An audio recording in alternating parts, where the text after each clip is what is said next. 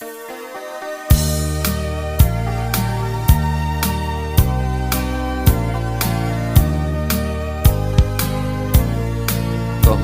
về thì cần con cốt long thân chuông lê lùa dầu long sang ngân sa tin reng lo nang lê nghe cần rang ho bui isa em ding re adam suang nghe hình vang nghe đi ta zo ta ram sial chal ra vang khua lo dei tir len na sol chi pa chuang in hoi ve la len tu pui ji nge riai ten a bom kan ram nuam on nu phei duai vatin reng tual chai na thuam lei lua doyang dom thiam dấu xích tùy thiêng tê luang reng ro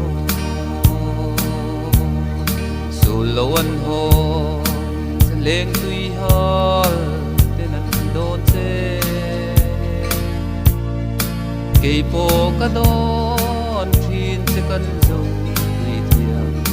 rang kho zale thin lai he man zo tùy dam reng ro tir len na sol chi pa chuang in hoi ve la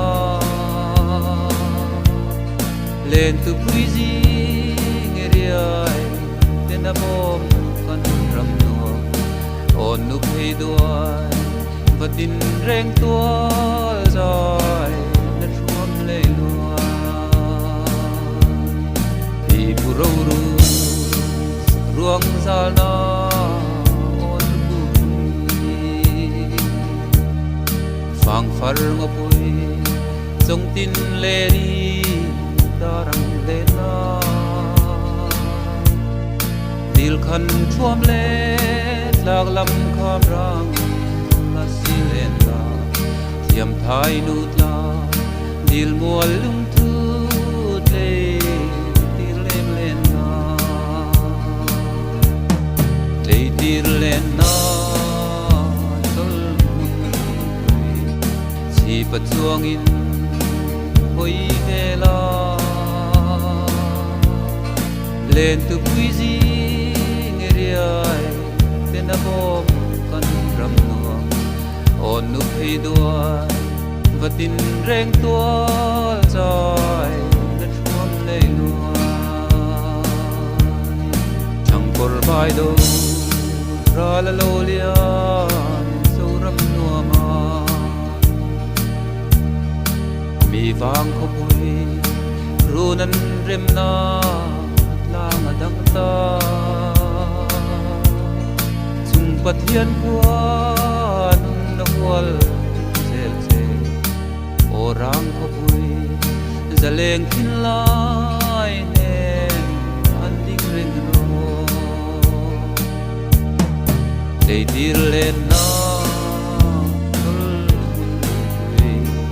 chi pa chuang in hoi ve la len tu pui ji nge riai ten a bom kan ram no on nu phei duai vatin reng tual chai thuam le duai on nu phei duai sa tin reng tual chai